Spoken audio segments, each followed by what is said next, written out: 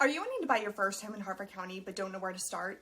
I'm going to give you all the steps you need to begin the process of buying your first home so you can feel confident and knowledgeable instead of totally overwhelmed and confused.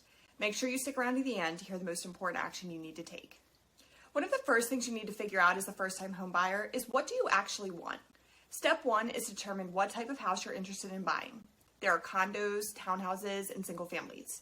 You may be interested in more than one type or all of them, which is okay, but it's important to have your mind made up before starting the process. Step two is figure out where you want to live. Is there a distance to work you want to stay within? Is there an area that you aren't comfortable with? Maybe you want a busier city-like atmosphere, or maybe you want to be out in the country.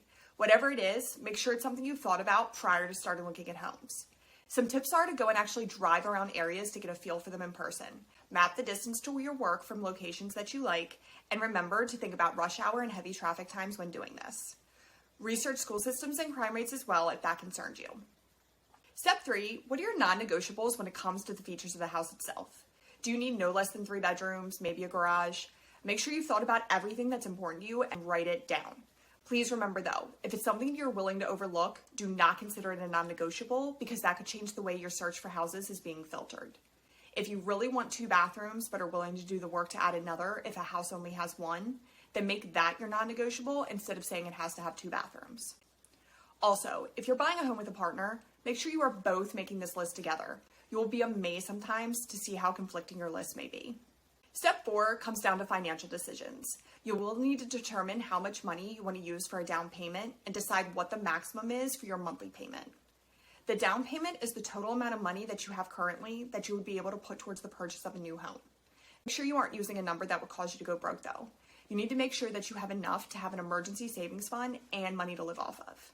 The monthly payment is the amount the lender charges you to pay back the loan each month. Completing a budget is a good way to determine the maximum monthly payment that you can handle. One of the most important things you need to remember as a first-time home buyer is owning a house should not make you go broke. You should be able to go out and have fun and go on vacations. It shouldn't make you be living paycheck to paycheck. But you've done all of these things, it's time for the most important step, to get qualified with a lender.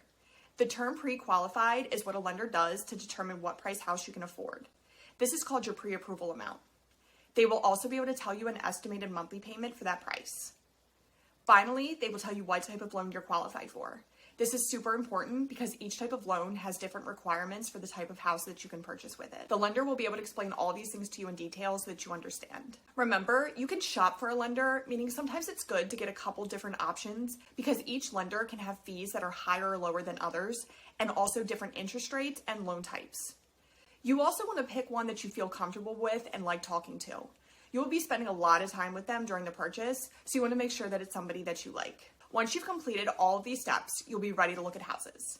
Now to recap. 1, determine what type of house that you are interested in buying. 2, figure out where you want to live. 3, what are your non-negotiables when it comes to the features of the house itself? 4, how much money are you able to put down and what is the maximum monthly payment you want to pay? And finally, step 5, get pre-qualified with a lender. Now that you know how to start the first-time home buying process, you should watch my other video, Should I Buy a Fixer-Upper for My First House? Something you will need to debate is whether or not you should be buying a house that needs work for your first home. So you're making sure you're looking at all of your options. I will walk you through the pros and cons so you can decide if it's something that you want to take on. If you have any questions about the information I've covered in this video or just anything related to real estate in general, please don't hesitate to reach out.